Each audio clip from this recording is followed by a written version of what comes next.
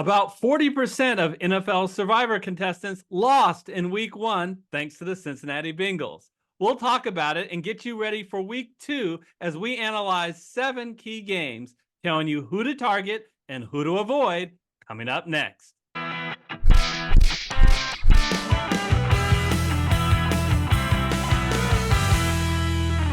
Hello, everyone. I'm Eric Lee. And I'm Michael Wiley, and we're the Fantasy Football Consultants.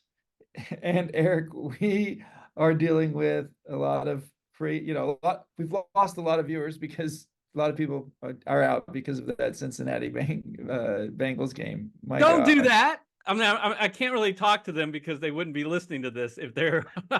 Don't stay with us, even if you're eliminated. Michael, I'm going to take a little victory lap if you don't mind. We did a early look at the NFL Survivor for week 1, and we did a final look. And in both of those shows, we said, you know what?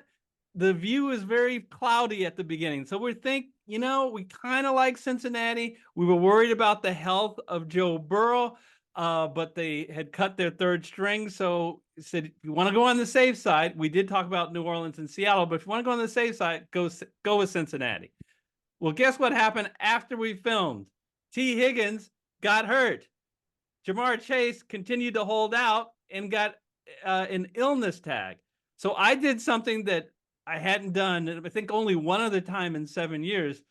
We recorded a show on Saturday that told everybody, both Michael and I agreed with this, that you have to fade Cincinnati. Cincinnati is by far the popular pick. And I just think, given the recent news, I no longer think that's the pick based on pick popularity, based on future value.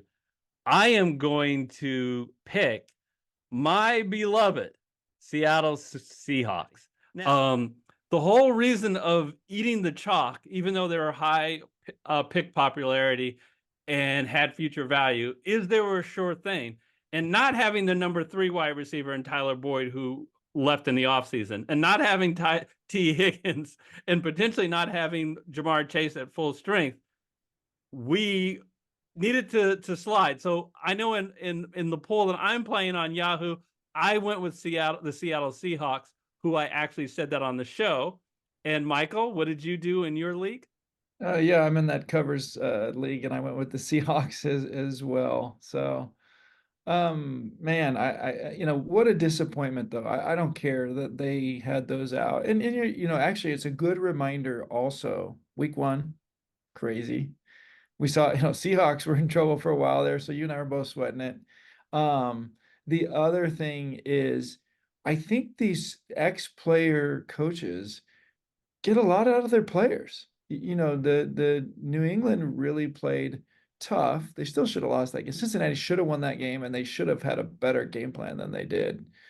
Maybe we don't have a week 1 show going forward, Eric. Let's just avoid week 1.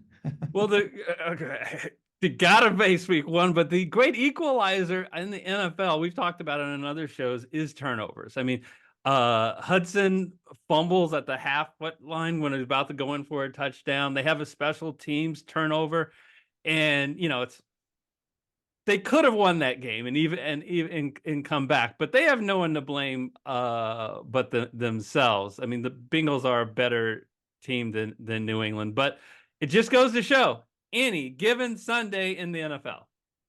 Yeah, no, that's right. That's right. So for those of you who are watching that are still with us in your fantasy pools, let's get right to this week 2. Yeah, all right. So remember, we want to still hear from you guys. So whether you're in or out in your pool, put in your comments in the comment section. Let's look at week 2. Here are the 7 highest spreads for the week. We have Baltimore, 9.5-point favorites at home against Las Vegas. Detroit's at home, and they're a touchdown favorite over Tampa Bay. And we have a slew of teams that are 6.5-point favorites. The Chargers at Carolina. Houston, Philadelphia, and Dallas are at home against Chicago, Atlanta, and New Orleans, respectively. And then the Kansas City Chiefs are 6-point favorites at home against the aforementioned Cincinnati Bengals. Well, let's start at the top, Michael, and with your Las Vegas Raiders. Tell me, how do you see this game? Is this a game that you would put your survivor life on with Baltimore? Well, I tell you, the Raiders, they do have in Antonio Pierce, they do have a ex-player coach who I felt like was kind of getting the best out of them. And they were a huge disappointment and arguably a home game atmosphere because there were so many Raider fans in Los Angeles against the Chargers, going up against, really somewhat of a hapless Chargers team, new coach, a good coach who's had experience in the NFL before, obviously, in Jim Harbaugh. Um, well, here's another Harbaugh, and the one who's had more success in the NFL that they're going up against. This is not arguably a home game. They're truly on the road this week in Baltimore against, a team that very well, it looked great in a lot of ways, other than maybe the passing accuracy of their quarterback, who I think they can withstand going up against this Raiders team. I'm not sure if the Raiders offense will even score against the Ravens defense, who looked great against the Chiefs for the most part. They have Derrick Henry, who they're riding well. Lamar Jackson's using his legs, which he needs to do to counter some of his missed throws. And this Isaiah Likely, who he's really learned to rely on, almost to the, what could have been, and I guess that would have forced overtime, right? In that Kansas City Baltimore game. Um, Baltimore should, and I think will take care of business. I think this 9.5 spread is fair. Although I will say, just a little bit of an ad, the Raiders defense had some flashes of some strength, other than the yards they gave up to an ex-Raven, a couple ex-Raven running backs. I think they actually looked, pretty good. I just don't know how they can keep Henry and Jackson down. And again, I just don't know that they're going to score many points. Okay, so let's talk about that they're not going to score a lot of points. What's the problem with the Raiders? I mean, they have their first round draft pick, Bowers at tight end. They have Devontae Adams, Gardner Minshew. I don't know what happened to Zamir White in the running game, but I know you watched every play of that game. What's the problem with the Raiders? Well, part of it is the run game, the balance of the run game, and I like Antonio Pierce. A couple of head scratching decisions to not go for that fourth down, because he's a defensive minded coach. Towards the end of that game, I think 6 minutes left in the game, they're around the 50-yard line. I didn't understand that at all. So yeah, there was some bad decisions made. That game was closer than the final score if you watched it closely, but they couldn't establish the running game. And Gardner Minshew, I mean, yeah, he's serviceable, but he's not going to win games for you. And, this Ravens defense is so much better than the Chargers, who gave up 10 points to the Raiders. Yeah. So my biggest concern, my biggest thing that makes me excited about picking the Ravens this week is actually the other side of the ball, where I was disappointed with the Raiders defense that they let the Chargers run all over them. I mean, 185 yards headed by Dobbins. And here come the Ravens, the best rushing team in all of the NFL last week, because not only do they have Lamar Jackson to run the ball, but they all have Derrick Henry. So I just don't see how. I think from a game script perspective, I expect Baltimore to get up on them, and it's going to be really hard for the Ravens to stop that. The Raiders to stop the Ravens rushing attack. So I like this game. I do have to mention that you do have the future value issue with Baltimore. I mean, and it's not way into the future. They host Washington in week 6, just terrible defense that they just look terrible in week 1, and they host Denver, and after watching that game with Seattle, I'm not impressed with the Broncos. So I actually think they're two better games in their schedule. The question is, what do you like relative to the other games in those weeks? Yeah, no, and we got a lot of good options this week. So let's talk about some of these other games, Eric. Well, let's talk about Detroit. 7-point favorites at home against Tampa Bay. Michael, I think 100 points may be scored in this game. These two offenses, this is a rematch in last year's playoffs that Detroit won. I'm just so impressed with this Tampa Bay offense and how good it looked. I do have to say it was against Washington, so I'm not sure how much that was great by Tampa Bay or terrible by the Washington defense. Baker Mayfield threw for almost 300 yards and got 4 TDs.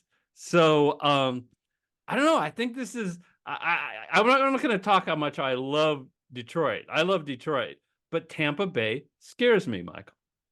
Yeah, no, I think you're right. I think on the offensive side of the ball, Baker Mayfield, when he is right, can make things happen, but he can also be a disaster in a heartbeat. And we've seen that a couple of times, right? And it usually happens when the games can be tight. So Baker, when he has a lead, he can be strong and he has weapons to go to. And so I was pretty impressed with this Lions defense. Yeah, the Rams kept that game close, because of Cooper Cup uh, uh, and how they used the motion. Both teams used the motion, great. But McVay, he's a genius. He knows how to kind of figure things out. But Hutchinson was such a problem for that run game and the passing game, and I think he'll do the same to Baker Mayfield. And I don't think Baker Mayfield is as good as Matthew Stafford at reading defense and adjusting to the rush. And so I think there is something to the Commanders' defense helping Baker look so good. So yeah, this could be a high scoring game. But I was actually kind of also disappointed in Tampa Bay's defense against Washington. So I don't know. I feel like Detroit, being home 2 weeks in a row is going to take care of business yet again. Is it close to you? Because I'll tell you it's not. I have far more confidence in Baltimore winning this week than Detroit, even though it's like 2.5 points difference on the spread. How about you? Sounds like you think it's kind of close between the two. Yeah, I mean, I was really impressed with Detroit's run game. It was, towards the end, obviously, that was an overtime game, right? If I recall Yes. correctly. And they didn't even get him on Raw going. Didn't have to. Jameson Williams, how great was he? And Laporta didn't even need to be used a whole lot. So I actually think I was worried that the Rams had a chance in that game. I felt like Detroit kind of messed a few things up to keep the Rams in that game and allow them to make that game go to overtime. So I think Detroit is a better team than actually the score reflected in that Rams game. And I think the Rams are a better coached team than Tampa Bay, but it's week 2, right? So I'm with you. I feel better about the Ravens than I do about the Lions. So Detroit doesn't have the same amount of future value as Baltimore, but there is one week in week 8 where that may be the best game to pick is picking Detroit. You might want to save them because they're at home against Tennessee. Now, I don't know, maybe different people have different opinions of how good Tennessee is, and we'll see how good they are in week 8, but I don't think they're a very good team. What about you, Michael? Yeah, I mean, I was pretty disappointed in the play of Will Levis this last week. He made Chicago's defense look quite brilliant. With that horrible pick towards the end of the game, or actually right at the end of the game, and then I think there was a punt that was blocked as well. So, I mean, Chicago is a capable team this year, and so and it was a closer game until kind of towards the end. So maybe it's not a patty cake team, but I do like that week for Detroit versus some other options, and I don't think Tennessee's going to get a whole lot better. I just don't think they have the weapons. All right. So let's go to the 6.5 point spreads. So we've got the Chargers, we got Houston, we got Philadelphia, and we got Dallas. So why don't we have some fun and let's just eliminate teams one by one who we aren't who are not I'm not interested and you're not interested, and we'll see, maybe we'll just disagree. The first one off the board for me, I'm going to say Dallas. Dallas I was going to take is Dallas. Okay, go ahead. What's that? I was going to take them, but go ahead. Oh, okay. Well, we're both not taking them, I guess. Dallas is a 6.5 point favorite against New Orleans. I mean, how often are you picking against a team that wins by 37 points the previous week? Now, don't get me wrong. I think Dallas is the better team, and I think Dallas should win. But let's see how much of this was New Orleans versus Carolina. And the bottom line is Dallas has a lot of future value. And they play the New York Giants and Washington twice, both of them in their division. And guess who else they play? Carolina. So patience, hold off on picking Dallas. And we've seen this before, right? We've seen this Dallas defense look phenomenal early in the season, and then not necessarily be able to repeat it from week to week. And, you know, the Survivor's all about picking against teams. And New Orleans is not a team to pick against right now, because I think they're one of the more well put together teams early in the season. And, you know, I like my guy Derek Carr. He looked really sharp in this game. They have weapons. And they have a stronger defense. So, is Dallas going to likely win this game at home?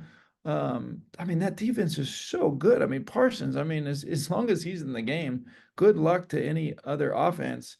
And you know, Dak and CD got paid, and they're playing like they got paid. So I think Dallas probably wins this game, but I don't like picking against New Orleans, who looked so good this last week. Yeah. So don't know the health of their tight end, Jake Ferguson, who got hurt in week 1. So they may be missing him. I'll let you go, Michael.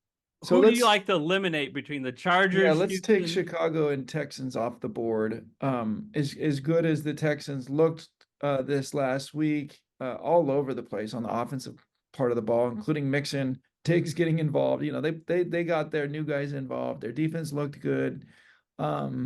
You know, but you know, Indianapolis, you know, they flirted in that game with, you know, with a chance, including late.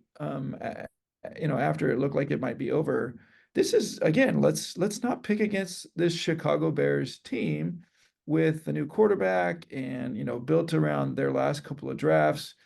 I think that Chicago is going to be someone who you don't want to play against this whole year. And so, while again, I think the Texans should take care of business, I'm a little bit afraid of Chicago's ability to keep this game close. What do you think? The Chicago defense is so strong. They just dominated that game. And you know who really let Chicago down is their offense. But what's to say that, you know, your rookie Caleb Williams in his very first NFL start, he could come back and play better in week 2. And he's got some very impressive weapons. Keenan Allen was coming off an injury. Maybe he's at 100% this in week 2. No. Do I not want to pick this game? So and I get it. Houston doesn't have a lot of future value, not because they're not a great team. They are a good team, but they play a very difficult schedule. But not this week, folks. I pass. So I agree with you. And you know who else I'm going to pass on? Not picking at all this week is the Philadelphia Eagles versus the Atlanta Falcons. Now, I want to tell you, in the kind of competition for week 1, who had the better pickup? Saquon Barkley or Kirk Cousins? The first return goes to Saquon Barkley and the Philadelphia Eagles. They look so strong against what I think is a good Green Bay team, at least when they have Jordan Love. Meanwhile, Atlanta, huge dud. There's a whole lot of expectations I had on this offense of Atlanta with Kirk Cousins, with some of the playmakers they have on offense, and I'm not ready to throw that away after 1 week. So that's why this scares me a little bit. Of course, Philadelphia has host Washington and host, guess who? Carolina in week 11 and 14. But that's why I'm passing on Philly.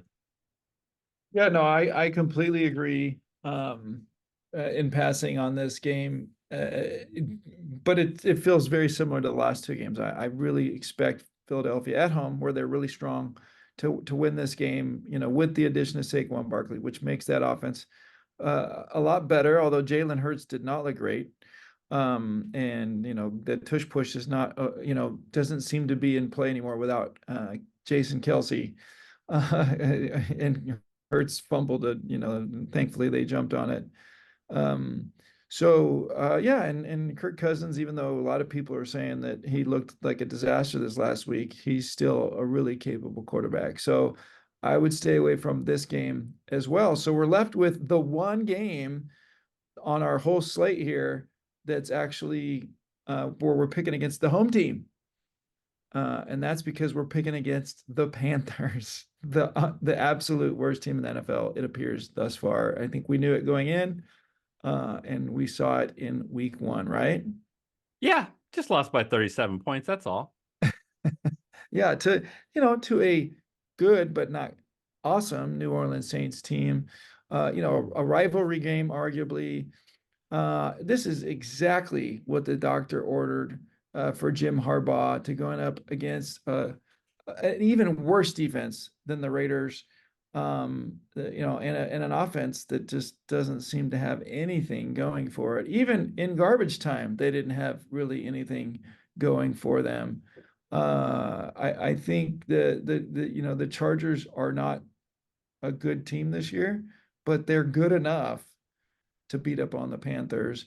I don't see him winning by 2 or 3 touchdowns or more like New Orleans did. But actually, not only do I like this game maybe as much as the Ravens game, I think this is the most likely game to beat the spread. Yeah, well, Dave, one of the things that we were saying that might give Carolina hope is Dave Canales' ability to be basically a QB whisperer. Well, Canales start shouting at Bryce Young, because that was just awful. And there's one thing that you could, so here's the other thing that just concerns me. And anytime I'm picking in Survivor, I really like a team that I feel like that can just control the line of scrimmage and can run the ball. And we saw what the Chargers did to the Raiders in week 1. And I see no reason why they won't do it to the Carolina Panthers, partially because the one really good player that the Panthers have, Pro Bowler, defensive tackle, Derek Brown, unfortunately hurt himself in week 1 and is probably out for the season. So I just think they're going to get up on them and they'll run the ball down their throats. Yeah, so I like this pick. And if you're in one of these leagues where you got to preserve some teams, this is, to me, the next team to really think about picking, is this Chargers team. Yeah. Okay, so one of the reasons, right, is the fact that they have such little future value relative to all the teams on the board. By far, they have the least future value. I feel like we have to give the other side, right? So let's have a discussion about this at least. Michael, how concerned are you? Because I'll say I'm a little concerned, is that we're picking a road team. Now, when the Las Vegas Raiders play in LA, I don't care that they're the road team, but I do care when a West Coast team has to go across the country to play in Carolina. How big a concern is that for you? Well, this time of year, weather's good. There's not a weather challenge that is impactful. And let's face it, Carolina doesn't stuff that stadium. And so there's not necessarily a noise factor either. And so, what is the factor? I think you pointed to it. It's really just the fact that you're traveling across country. And, with modern conveniences, I don't think it's as impactful as maybe it once was. All right, it's time to come up with our advice for week 2. Michael, would you like to go first? Or you'd like me to go first? I'm gonna go ahead and go out on a limb and say let's go ahead and go with the Chargers in this week 2 and take advantage of the Panthers just being atrocious right now. I'm hopeful for Bryce Young that they have some flashes of strength later in the season. I just don't think it's going to happen quite yet. But it's so tempting to go with Baltimore right now. The reason I'm not is because I think these are both locks. Would never, say that even in, especially in week 2. Um, but if I had to pick on spread, I would certainly pick this game. And I think I'm going to go with the Chargers even in my survivor pool. That was interesting because you didn't even consider Detroit sounded in your answer, and it sounds like I thought you were kind of high on Detroit. I'm not high on Detroit, so they're not in it. The choice is between Baltimore and the LA Chargers for me. I think the team with the highest pick popularity based on Yahoo is definitely Baltimore. They're the highest point spread. But I am, if you are in a big league, in the Yahoo league, you pick 2 picks toward the end of the season. It's a no-brainer for me. I'm going with the LA Chargers. This is a great opportunity to use them. If you're in a small home league where you only have 10 people and maybe you're down to only 6 because 4 pick Cincinnati, and I have no problem if you want to go Baltimore in that situation, but I'm in it to win it for these large pools, and I do know it's possible I'll get eliminated, but I feel pretty darn good with the LA Chargers. Any final thoughts about week 2, Michael? No, I mean, just there's a couple other games out there that we didn't talk about. If you're in, a pool where you need to pick a couple of teams. But some of the ones that are more interesting down the road are teams that have future value. So save them. So, definitely take advantage of this Chargers week. Eric, thanks for doing the second show. I think that was a huge benefit for those who looked at it. In fact, I think another little plug for us, make sure you like our content. You comment in the comment section. And if you haven't yet, come on, subscribe, because then you'll get to see if we do things like we did last week, a follow-on show that can save your survivor life. And if you are in a Survivor League, you really should strongly consider hitting the bell icon, even if you're a subscriber, because that'll notify you whenever we release a show. And it's possible, if we feel strongly about something, we could release a show on Saturday, so you don't want to miss it. I am disappointed that we had 4,000 views, Michael, on our original show, but when we got this late breaking news, we didn't quite hit 1,000 views, right? So you don't want to miss any of our content. Speaking of our content, I have been doing, Michael, these blind rankings all preseason of NFL teams and fantasy players by position, quarterbacks, running backs, and wide receivers. I will put a link to that list, to that playlist of those. Check them out if you haven't yet. But I have an announcement, Michael, that I am going to try to do a new blind ranking list and release one each week, at least for the first half of the season, as long as I can continue to have good content. Michael, I saw some lists about all-time best quarterback, all-time best running back, all-time best wide receiver. It's going to make for a lot of good conversation, because who knows? Because it all depends on your background. So anyway, great, Michael. Another exciting week 1 in NFL Survivor. And buckle your seatbelts. It's always exciting and never a sure thing, no matter what we think. So go with your gut. All right. I'll put up 2 videos that we think you'll enjoy. Take care. We'll see you next time. Bye-bye.